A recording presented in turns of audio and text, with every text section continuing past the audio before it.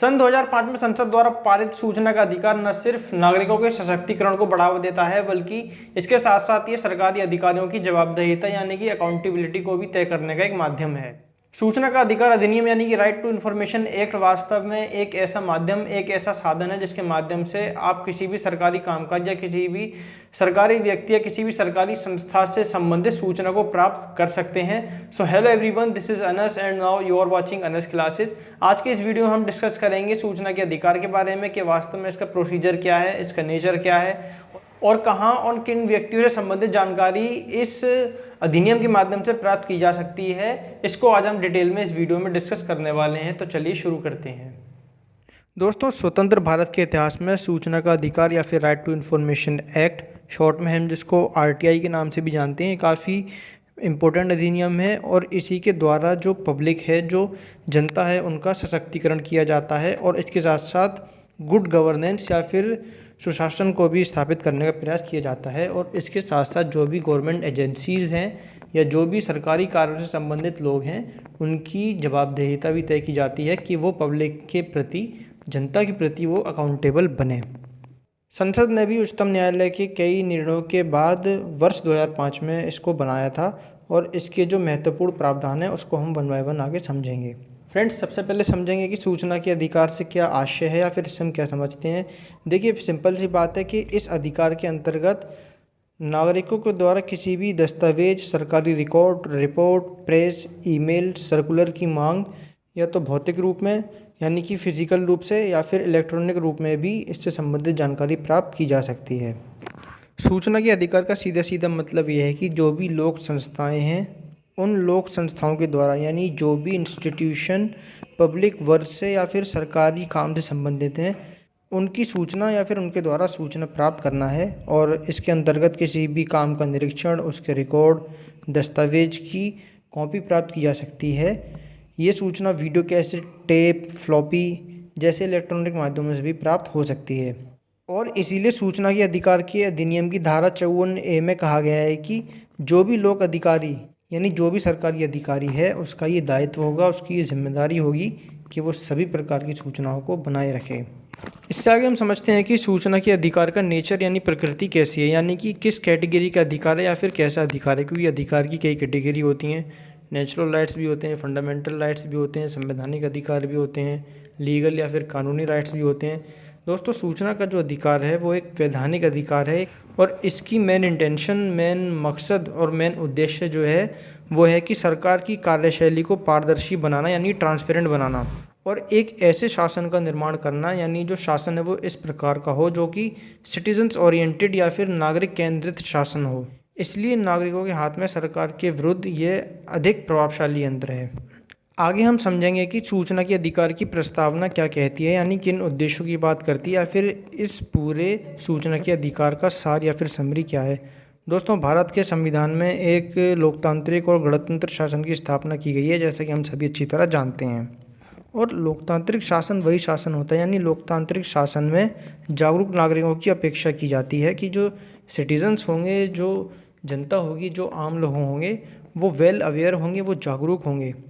और लोग अगर जिम्मेदार होंगे तो शासन में पारदर्शिता यानी ट्रांसपेरेंसी भी होगी और भ्रष्टाचार पर नियंत्रण भी होगा और एक जवाबदेह शासन की स्थापना होगी, यानी कि एक अकाउंटेबल गवर्नमेंट, एक अकाउंटेबल अथॉरिटी की स्थापना समाज में हो सकेगी जो कि पब्लिक के प्रति जवाबदेह हो, पब्लिक के प्रति अकाउंटेबल हो, क्योंकि शासन बना ही पब्लिक के लिए है और पब्लिक के द्वारा बनाया गया है। लेकिन एक बात जो काफ़ी इम्पोर्टेंट है समझने के लिए वो ये है कि इसमें संवेदनशील, गोपनीय और राजकोषीय संसाधनों से संबंधित सूचनाएं नहीं मांगी जा सकती। दोस्तों, सूचना का अधिकार मैक्सिमम केस में लोक अधिकारिता या फिर पब्लिक अथॉरिटी से ही संबंधित है, यानी कि RTI किसी भी निजी व्यक्ति या फिर निजी कंपनी, कोई भी प्राइवेट पर्सन हो या फिर प्राइवेट कंपनी हो, उसके विरुद्ध नहीं है, उसके खिलाफ नहीं है, उससे संबंधित सूचना RTI के माध्यम से प्राप्त नहीं की जा सकती। लेकिन फिर भी वर्ष 2006 में उच्चतम न्यायालय ने सरबजीत राय वाद में अपने ऐतिहासिक निर्णय में कहा था कि ऐसी निजी कंपनियां जो कि सार्वजनिक सुविधाएं दे रही हैं, यानी कि कंपनी तो प्राइवेट है लेकिन जो सुविधाएं जो दे रही है वो सरकारी सुविधाएं प्रदान कर रही है। फॉर एग्जांपल, जैसे कि NTA एक नेशनल टेस्टिंग एजेंसी जो है वो है तो प्राइवेट, बट गवर्नमेंट लेवल के सारे एग्ज़ाम्स तो ऐसी कंपनीज़ और ऐसी एजेंसियां आरटीआई के दायरे में आती हैं। अब बात करते हैं कि आरटीआई के अंतर्गत कौन कौन सी संस्थाएं और कौन कौन से इंस्टीट्यूशन और कौन व्यक्ति आते हैं। दोस्तों, आरटीआई के अंतर्गत जो आते हैं उसमें सबसे पहले है कि संसद के द्वारा स्थापित कोई भी संस्था, यानी जिन संस्था का निर्माण संसद द्वारा पारित किसी भी अधिनियम से हुआ है वो संस्था आरटीआई के अंतर्गत आती है। या फिर ऐसी संस्था जो कि किसी राज्य विधानसभा द्वारा बनाई गई हो, और ऐसी संस्थाएं जो कि सरकार के नियंत्रण या कंट्रोल में हो, यानी कि सरकारी एड और गवर्नमेंट की तरफ से इकोनॉमिक हेल्प जिन इंस्टीट्यूशन और जिन संस्थाओं को मिलती हैं वो आरटीआई के अंतर्गत आती हैं। जिसमें कोई एनजीओ भी हो सकता है या फिर कोई और एजेंसी भी हो सकती है जिसको गवर्नमेंट अपनी हेल्प दे रही है फाइनेंशियली। और इसके अलावा ऐसे सरकारी संगठन जिन्हें सरकार के द्वारा वित्तीय सहायता प्राप्त हो रही हो। ये सभी के सभी जो आप स्क्रीन पर देख पा रहे हैं ये सभी आरटीआई के अंतर्गत आते हैं। नेक्स्ट हम समझने की कोशिश करेंगे कि आरटीआई की प्रक्रिया क्या होती है। दोस्तों, सूचना के अधिकार के इम्प्लीमेंटेशन के लिए या फिर से क्रियान्वित करने के लिए हर एक विभाग के द्वारा एक जनसंपर्क अधिकारी की नियुक्ति की जाती है।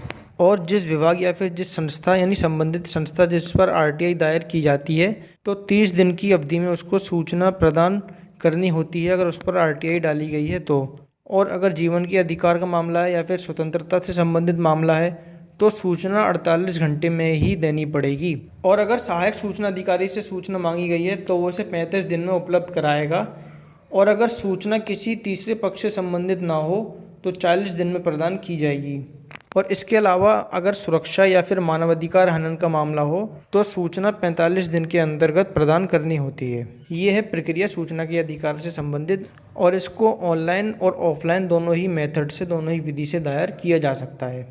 अब बात करते हैं कि वो कौन सी सूचनाएं हैं जिनको इस अधिकार से यानी आरटीआई से जिन्हें छूट मिली हुई है।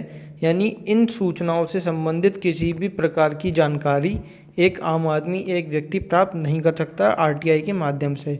दोस्तों, सबसे पहले ऐसी सूचनाएं जिन्हें प्रदान करने से राष्ट्र की संप्रभुता या फिर एकता या फिर अखंडता प्रभावित होती हो। और इसके अलावा कोई भी ऐसी सूचना प्रदान नहीं की जाएगी कि जिस सूचना को प्रदान करने से या फिर पब्लिकली जिसको प्रोवाइड करने से विदेशी राज्यों के साथ संबंधों पर प्रभाव पड़ता हो या इनके द्वारा हिंसा भड़क जाने की आशंका हो। ऐसे भी कोई सूचना प्रदान नहीं की जाएगी। और इसके अलावा कोई भी ऐसी सूचना जिससे न्यायपालिका की अवमानना होती हो वो भी सूचनाएं प्रदान नहीं की जाएंगी और ये सूचनाएं आरटीआई के अंतर्गत नहीं आती। या फिर इस लिस्ट में कोई भी ऐसी सूचना जो कि न्यायपालिका समय समय पर जोड़ सकती है, तो कोई भी ऐसी सूचना जिसको न्यायपालिका ने आरटीआई के दायरे से बाहर रखा हो कि उस मामले से संबंधित कोई भी सूचना नहीं दी जाएगी तो वो भी आरटीआई के दायरे में नहीं आएगी। और इसके अलावा संसद के कामकाज से संबंधित कुछ गुप्त दस्तावेज या फिर विदेशी सरकार के द्वारा दी गई कोई सूचना या फिर कैबिनेट के कोई दस्तावेज, ये भी सूचना के अधिकार के अंतर्गत नहीं आते। इन सभी सूचनाओं को जो कि आप स्क्रीन पर इस वक्त देख पा रहे हैं, इन सभी को आरटीआई से पूरी तरह छूट मिली हुई है। तो ये सभी था सूचना के अधिकार के बारे में, लेकिन फिर भी इस अधिनियम से संबंधित अब भी काफ़ी ज़्यादा कमियां हैं और इसका परफेक्ट इम्प्लीमेंटेशन होना भी बाकी है कि भले ही संसद से पारित हो गया हो लेकिन अब भी सोसाइटी के बीच ये अधिकार, ये अधिनियम वो जगह नहीं बना पाया है जितने प्रभावी ढंग से इसको होना चाहिए था या जितना प्रभाव इसका समाज में होना चाहिए था। और इसके अलावा सूचना के अधिकार के बारे में पब्लिक के बीच अवेयरनेस या फिर जानकारी का भी अभाव है और लोग इसके प्रति जागरूक नहीं हैं। और सूचना के अधिकार को इम्प्लीमेंट करने के लिए या फिर क्रियान्वित करने के लिए कर्मचारी और धन का भी काफ़ी ज़्यादा अभाव है और इनकी पूर्ति के बिना भी इसका परफेक्टली इम्प्लीमेंटेशन सोसाइटी में नहीं हो पा रहा है। आइए फ्रेंड्स, इससे आगे जानते हैं कि सूचना के अधिकार से बाहर जो संगठन है वो कौन कौन से संगठन है जिनको आरटीआई के दायरे से बाहर रखा गया है। इसमें सबसे पहले आती हैं हमारी केंद्रीय सूचना एजेंसियां जैसे कि इंटेलिजेंस ब्यूरो यानी कि आईबी, और इसके अलावा RAW यानी कि रिसर्च एंड एनालिसिस विंग, इसके अलावा राजस्व सूचना या निदेशालय, और इसके अलावा केंद्रीय विशेष सैन्य बल जैसे सीमा सुरक्षा बल यानी कि बॉर्डर सिक्योरिटी फोर्स BSF के नाम से हम इसे जानते हैं। इसके अलावा सेंट्रल रिजर्व पुलिस फोर्स यानी कि CRPF, केंद्रीय रिजर्व पुलिस बल, इसके अलावा भारत तिब्बत सीमा बल इत्यादि। ये सभी एजेंसियां सूचना के अधिकार के अंतर्गत नहीं आती। सो फ्रेंड्स, ये था आरटीआई यानी कि राइट टू इन्फॉर्मेशन के बारे में कुछ जानकारियाँ, कुछ इन्फॉर्मेशंस। उम्मीद करता हूँ वीडियो आपको पसंद जरूर आया होगा। वीडियो पसंद आया तो वीडियो को लाइक कीजिए, अपने फ्रेंड्स के साथ शेयर कीजिए, और अगर अभी तक आपने हमारे चैनल को सब्सक्राइब नहीं किया है तो चैनल को सब्सक्राइब करने के साथ साथ साइड में बने उस बेल आइकन को भी प्रेस कर दीजिए, ताकि फ्यूचर में जब भी वीडियोस अपलोड हो उनकी नोटिफिकेशंस तुरंत आपको मिल जाएं और एक भी वीडियो मिस ना हो पाए।